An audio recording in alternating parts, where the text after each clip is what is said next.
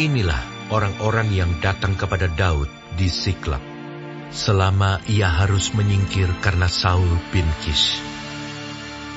Mereka pun termasuk pahlawan-pahlawan yang membantu dia dalam peperangan.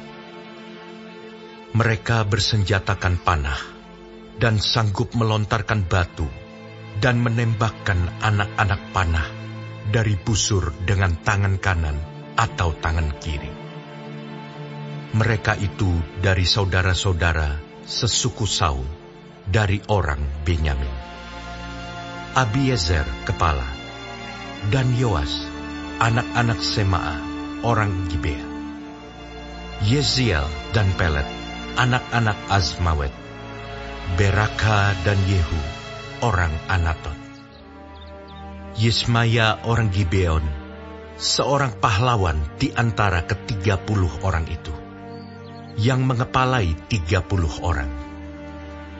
Yeremia, Yehaziel, Yohanan dan Yozabat, orang Gedera. Eluzai, Yerimot, Bealia, Semaria dan Sefaca, orang Harufi. Elkana, Yisia, Azareel, Yoezer dan Yasobam, orang-orang Korah. Yoela, Zebaja, anak-anak Yeroham dari Gedor. Juga dari orang Gad, ada yang memisahkan diri dan pergi kepada Daud ke kubu di padang gurun, yakni pahlawan-pahlawan yang gagah perkasa, orang-orang yang sanggup berperang, yang pandai menggunakan perisai dan tombak, dan rupa mereka seperti singa, dan cepatnya seperti kijang di atas pegunungan.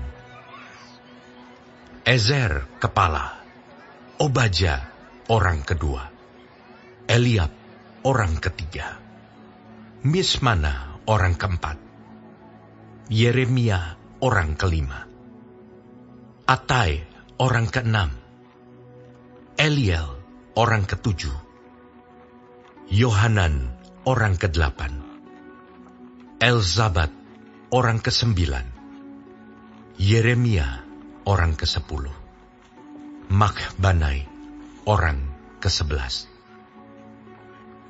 Mereka itulah dari Bani Gad, kepala-kepala pasukan.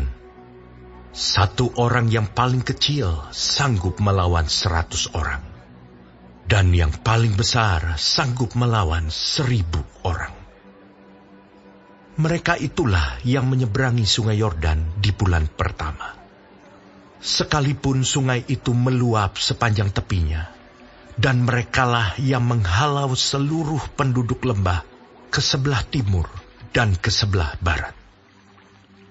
Sebagian dari Bani Benyamin dan Yehuda datang kepada Daud di kubu itu. Lalu keluarlah Daud menyongsong mereka. Berkatalah ia kepada mereka, "Jika kamu datang kepadaku dengan maksud damai untuk membantu aku, maka aku rela bersekutu dengan kamu. Tetapi jika untuk menyerahkan aku dengan tipu muslihat kepada lawanku, sedang aku tidak melakukan kelaliman, maka biarlah Allah nenek moyang kita melihat itu dan menghukum kamu."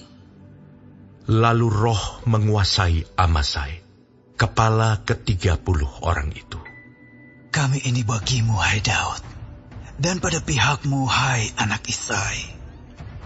Sejahtera bagimu dan sejahtera bagi penolongmu, sebab yang menolong engkau ialah Allahmu." Kemudian Daud menyambut mereka dan mengangkat mereka menjadi kepala pasukan. Juga dari Manasye ada yang menyeberang memihak kepada Daud ketika ia bersama-sama orang Filistin memerangi Saul. Sebenarnya ia tidak menolong mereka, sebab setelah mengambil keputusan, raja-raja kota orang Filistin itu menyuruh dia pergi. Katanya, "Mungkin dengan taruhan kepala kita, ia menyeberang memihak kepada tuannya Saul. Pada perjalanannya ke Ziklag, sebagian dari suku Manasye, Adnah, Yozabat, Yediael, Mikael, Yozabat, Elihu, dan Ziletai, kepala-kepala pasukan 1000 suku Manasye, menyeberang memihak kepadanya. Mereka ini membantu Daud melawan gerombolan, sebab mereka semua adalah pahlawan-pahlawan yang gagah perkasa dan kepala dalam tentara. Dari hari ke hari, orang datang kepada Daud untuk membantu dia, sehingga mereka menjadi tentara yang besar, seperti bala tentara Allah. Inilah jumlah pasukan bersenjata untuk berperang yang datang kepada Daud di Hebron, untuk menyerahkan jabatan raja daripada Saul kepada Daud, sesuai dengan titah Tuhan. Bani Yehuda yang mengangkat perisai dan tombak, ada 6.800 orang yang siap untuk berperang. Dari Bani Simeon, pahlawan-pahlawan yang gagah perkasa untuk berperang, ada 7.100 orang. Dari Bani Lewi, ada 4.600 orang. Ditambah dengan Yoyada, pemimpin kaum Harun, dan bersama-sama dia, ada 3.700 orang. Selanjutnya Zadok, seorang pahlawan muda yang gagah perkasa, dengan 22 orang pemimpin dari puaknya. Dari Bani Benyamin, saudara-saudara sesuku Saul, ada 3.000 orang. Sampai pada waktu itu, kebanyakan dari mereka masih tetap patuh kepada keluarga Saul. Dari Bani Efraim, 20.800 orang, pahlawan yang gagah perkasa. Orang-orang yang kenamaan di antara puak-puak mereka. Dari suku Manasye, suku yang setengah itu, ada 18.000 orang yang ditunjuk dengan disebut namanya untuk pergi mengangkat Daud menjadi raja. Dari Bani Isakar, orang-orang yang mempunyai pengertian tentang saat-saat yang baik, sehingga mereka mengetahui apa yang harus diperbuat orang Israel. 200 orang kepala, dengan segala saudara sesukunya yang di bawah perintah mereka. Dari Zebulon, orang-orang yang sanggup berperang, yang pandai berperang dengan berbagai-bagai senjata. 50.000 orang yang siap memberi bantuan dengan tidak bercabang hati. Dari Naftali, 1.000 orang pemimpin. Dan bersama-sama mereka 37.000 orang yang membawa perisai dan tombak. Dari orang Dan, orang-orang yang siap untuk berperang, 28.600 orang. Dari Asyer, orang-orang yang sanggup dan pandai untuk berperang, 40.000 orang. Dari seberang sungai Yordan, yakni dari orang Ruben, orang Gad, dan setengah suku Manasye yang lain, orang-orang yang membawa berbagai-bagai senjata perang, 120.000 orang. Sekaliannya itu, prajurit-prajurit, orang-orang dalam barisan tempur, datang ke Hebron dengan tulus hati untuk mengangkat Daud menjadi raja atas seluruh Israel.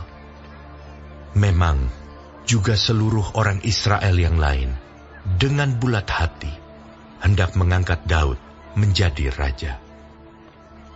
Mereka tinggal di sana bersama-sama Daud 3 hari lamanya, makan dan minum, sebab saudara-saudara mereka menyajikan makanan bagi mereka. Juga orang-orang yang tinggal dekat mereka, bahkan dari Isakar, Zebulon, dan Naftali, membawa makanan dengan memakai keledai, unta, bagal, dan lembu. yakni bahan makanan tepung, kue ara, dan kue kismis, anggur dan minyak, lembu sapi dan kambing domba, dalam jumlah besar, sebab ada sukacita di Israel.